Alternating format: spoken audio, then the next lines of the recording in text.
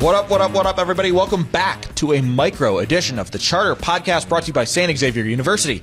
I am 𝗏𝗏 𝗿𝗶𝘶, and joining me today, you know her from ABC7. You know her from ESPN 1000. It is the wonderful Dionne Miller. Dionne, thank you for joining me. Quite an introduction. I love the micro version. That sounds so succinct, and we're going to have a great time. Well, we're going to try and keep it succinct. I can gab, but yes, we are just talking about day 2 of mandatory minicamp today. Dionne, it felt like the headline was Jaquan Brisker at the podium. You know, I went back and looked and how long it's been since we've even talked to him in this media capacity. I mean, 8 months since he suffered that concussion, which is outrageous to me. He's been very loud throughout off-season work, and you can tell how much it means to him to be back out here.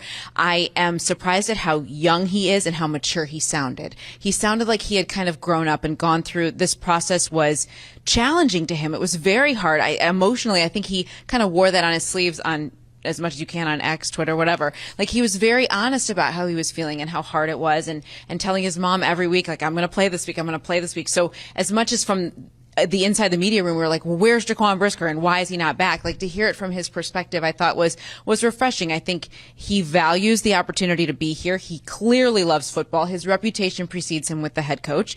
I think he's going to have a big year, and I think they need him to. Absolutely. Agreed. He can be a difference maker on this defense when he's out there, and we've already seen it. You know, like, you always hear this time of year guys flying around, right? That's the I guess the cliche, but with him, he is around the ball a lot. He's already come down with an interception. If he can stay on the field, if he can knock this, he called it a vestibular concussion. So we got a little bit of details on that. I had to Google that, okay? I had to Google that. I had to Google what he said and what I thought he meant, and like putting it all together. Whatever it was, to have to retrain your nervous system is that's actually a big deal. Like, that's very, very challenging to do. And the fact that he embraced it, never thought about doing anything else. This is what he loves to do. His parents encouraged him to do it.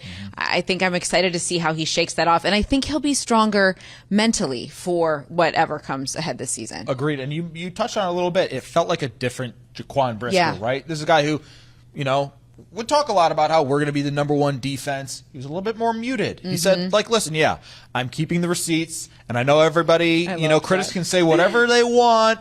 I'm here. I'm back. 9 is back. It was a little bit more reserved. It was a little bit more this and that. And, again, it really came through how much this means to him. Yeah. And we're already seeing a little bit how much he means to the defense. So, Brisker, that was a big story of the day. Big story of the day, yeah. But on the practice field, we just got done talking about the safety. It was actually the offense that finally looked a little bit better, Dionne. They did, and I was watching Caleb closely. I love to watch Ben make the call into his walkie-talkie, whatever he's talking to, and then how long it takes Caleb to then relay it to his teammates, and how they're getting on the same page, and even sometimes looking at each other like, wait, what's going on? They're learning this in real time. They're learning how to communicate in real time, and to see them kind of take a step after last week, the way the offense looked terrible last week. Caleb was throwing interceptions that didn't look great. Even yesterday in the wind, it didn't feel like they were finding any sort of rhythm to it. Today it felt like they found something. Like they were excited, they were animated, jawing at each other with the defense. I think that felt a little more like real football, and what we're hoping they will translate into the regular season. Yeah, absolutely. And it did. It looked like real football. They were doing some move the ball periods. They were completing passes. Yeah. Resulted in a couple touchdowns. Olamide Zaccheaus on the receiving end of a lot of those Caleb Williams. Is he the favorite receiver of OTAs and minicamp? I think he is. Yeah, Every time I look up, I'm like, oh my gosh, there he is again. Olamide Zaccheaus with the 1s, and Devin Duvernay with the 2s. Yes. Tons of catches. Yeah. And then Minicamp had a touchdown. He kind of capped off this long 2-minute period. So that was kind of interesting to see, because Minicamp kind of a question mark.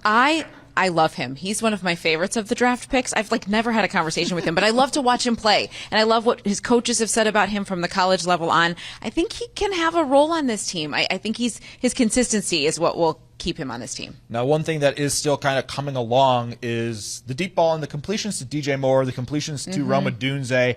There's still some stuff they're ironing out there. Ben Johnson was asked about that today. What's it going to take? Repetition. Yeah. We're not in panic mode yet. The chemistry will come. They're learning a new offense, right? I mean, I imagine your concern level is low. At this point, low. I mean, jury's still out. Sometimes I worry because we have PTSD. So I think that's the reason. Like you look around and you're like, oh no, are we doing this all over again? But I do think that Caleb is is coachable. I think that's true. What Ben Johnson said, that he's been wonderful when it comes to, hey, this wasn't right. And I think Ben Johnson can be nothing but honest, right? So I think I appreciated what he said about not calling him out in front of all of his peers, but waiting until they're one-on-one and then saying, okay, this is what we did wrong. We don't want to do that again, so let's make it right. I think he probably used more strong language than that, but I think that's a real way that he's communicating with the quarterback. And being honest with us, it was like, yeah, listen, the offense looked good, but I'll be honest, we had a few sacks in there, and we slanted it towards the offense and kind of moved past the sacks because, we want to get a little bit momentum. So even kind of couching that, like, yeah, it looked good, but there were some sacks in there. Yeah. Okay, the other two guys at the podium, Tyreek Stevenson and Gervon Dexter. Let's start with Tyreek Stevenson. Your thoughts on him today? Growing up before our eyes. I think that's the thing that stood out to me more than anything. I feel like he's matured so much, even from what happened last year.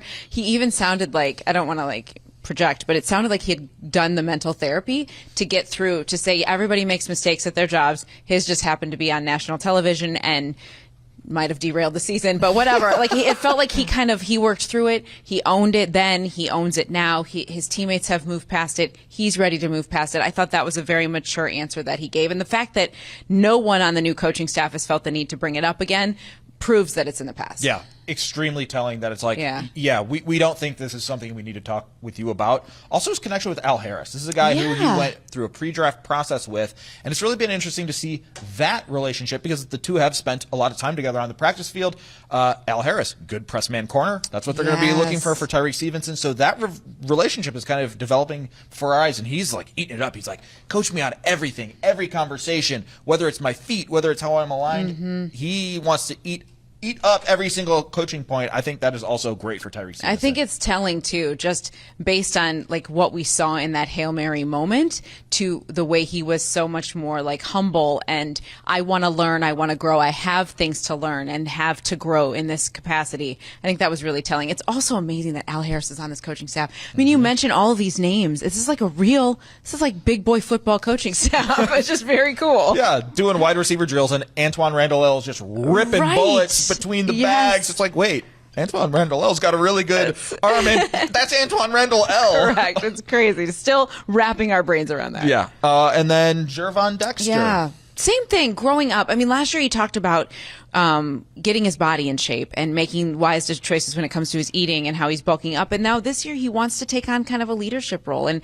for him to even talk about Grady Jarrett and Montez Sweat with such respect, and having watched them since he was in high school, I think that bodes well for how this group will truly come together. And they need strong leadership on that defensive front. They really do. And I know Montez isn't necessarily vocal. His play does a lot of that talk. But if Gervon can feel comfortable using his voice in that moment, I think it helps everybody. Yeah, absolutely. I mean, this is something that Ben Johnson said he noticed from afar last season, right? Yeah. Last year, Andrew Billings goes out, and he says, we could see it on tape that Gervon Dexter was saying, I need to step up. I need to be that guy. That you could see that growth from afar happening. And now Gervon saying, it's year 3. I need to step up. I need to be that guy. Grady Jarrett, Cole Kmet said it the other day about Jimmy Graham, right? Right. Kind of at the back end of his career. Grady Jarrett probably at the back end of his career. So it's opportunity for Gervon to learn from Grady and really step into that role. Big opportunity ahead for Gervon Dexter, in addition to Jaquan Brisker, in addition to Tyreek Stevenson, and all these dudes on the defense. How about how much they all love Dennis Allen? Everybody's so into what he's doing because he's catering the plan to their strengths, and I think that's what they need. That makes them feel confident in the roles that they're going to play. Absolutely. So day 1 was all offense at the podium. Day 2, all defense. I'm sure day 3 will be a little bit mixed. For Dionne Miller, I am 𝗦𝗏cie Shapiro. Thank you for joining us on this smaller edition of the Charter Podcast, brought to you by St. Xavier University. We will be back with more tomorrow.